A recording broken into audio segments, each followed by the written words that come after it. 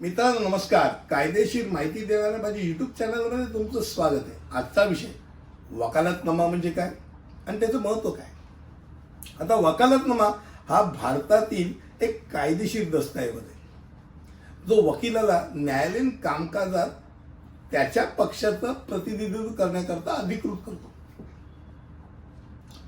वकालतनामा हा सर्वसाधारणतः दोन शब्दांपासून आला आहे. वकालत ज्याचा अर्थ अधिकार किंवा मुख्यतः पत्र म्हणा आणि नामा म्हणजे दस्तऐवज. मग अधिकार देण्याचा तो दस्तऐवज आहे. तर वकालतनामामध्ये काय काय समाविष्ट असतं. पहिली गोष्ट म्हणजे खटल्याचा क्रमांक. ज्या न्यायालयामध्ये त्या वकिलाची नियुक्ती केली जाते ते न्यायालय. नंतर व्यक्ती म्हणजे तो कुठचा पक्षकार आहे, वादी आहे का प्रतिवादी आहे. तर त्या कुठच्या तरी एका पक्षाचा तो कोणाचा एक भाग आहे तो भाग महत्वाचा. म्हणजे मी प्रतिवादीचा वकील आहे का वादीचा वकील आहे हे नक्की करणं. वकिलाचं नाव, त्याला नियुक्त करणाऱ्याचं नाव आणि त्याची स्वाक्षरी.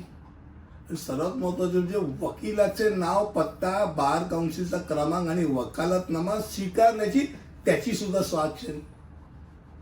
आणि हे सगळं झाल्यानंतर त्याला कोटपी लावून तो जेव्हा कोर्टामध्ये जमा केला जातो तेव्हा तो वकील म्हणून नियुक्त होतो. जर स्वतः तो वकालतनामा जो नियुक्त करतो, वकील नियुक्त करतो, तो वादी प्रतिवादी स्वतः जर तिथे न्यायालयात असेल तर काय कोर्टफी स्टॅम्पवरती पण काम चालतं. पण समजा तो तिथेच नसेल, तो पलीकडे असेल, घरनं त्याला नियुक्त करायचं असेल तर त्याला ते नोटराईज करून कॉपी द्यावी लागते. वकालतनामा यांनी दिलेला आहे. कोण देऊ शकतो. तर पहिली गोष्ट म्हणजे कुठच्याही दाव्यामध्ये किंवा त्या प्रकरणामध्ये संबंधित असणारा कोणत्याही पक्षाचा व्यक्ती, वादी असेल प्रतिवादी असेल, दोघांच्या वेळी कुठच्याही पक्षाचा किंवा कुठची कंपनी, ट्रस्ट, भागीदारी किंवा सोसायटी किंवा तत्सम संस्था यांनी अधिकृत केलेली व्यक्ती ही वकालतनामा देऊ शकते. हे वकील नेमू शकते. किंवा आपला एक पालक आपल्या पाल्याकरता जो 18 वर्ष पूर्ण नाही त्या मुलाकरता, मुलीकरता तो वकील नेमू शकतो. कारण लहान मुलाला सही करायची अथॉरिटी नाही. किंवा कोणी पॉवर ऑफ अटर्नी दिली असेल, माझ्या भावाने मला पॉवर ऑफ अटर्नी दिली तर मी माझ्या भावाच्या वतीने वकील नेमू शकतो. पॉवर ऑफ अटर्नी होल्डर पण नियुक्त करू शकतो. आता वकालतनामा कधीपर्यंत वैध आहे. जिथपर्यंत ज्यांनी त्याला नियुक्त केलाय तो जिवंत असेल.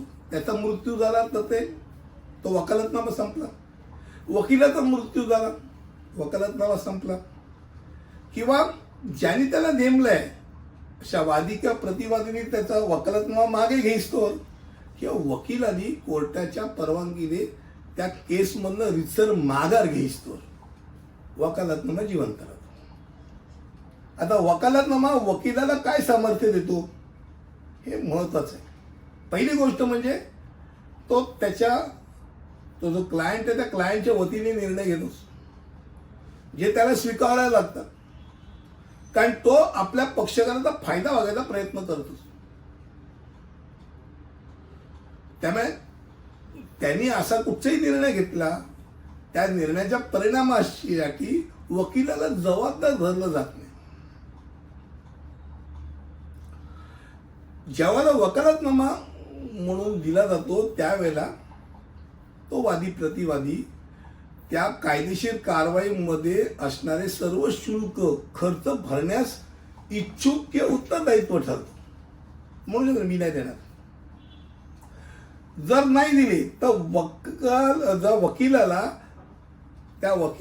त्या वादी प्रतिवादीचे सर्व कागदपत्रे स्वतःकडे ठेवायचा अधिकार आहे जिथपर्यंत त्याला संपूर्ण रक्कम त्याची मिळत नाही देतपर्यंत रिटेन करू शकतो. वकील सर्व प्रकारचे निर्णय घेऊ शकतो ज्यातनं त्याच्या क्लायंटला फायदा होईल.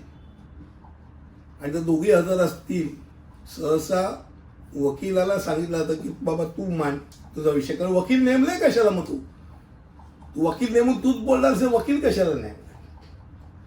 आणि वकालतनामा दाखल केल्याशिवाय कोणताही वकील त्या प्रकरणाचा युक्तिवाद करू शकत नाही किंवा तारीख घेऊ शकत नाही. हे आज लक्षात राहू दे. इतपत महत्व त्या वकालतनामा या गोष्टीला आहे. मला वाटतं वकालतनामाबद्दल थोडक्यात मी माहिती दिली. पुढच्या व्हिडिओमध्ये असंच काहीतरी घेऊन येईल. तिथपर्यंत इथेच थांबतो. धन्यवाद.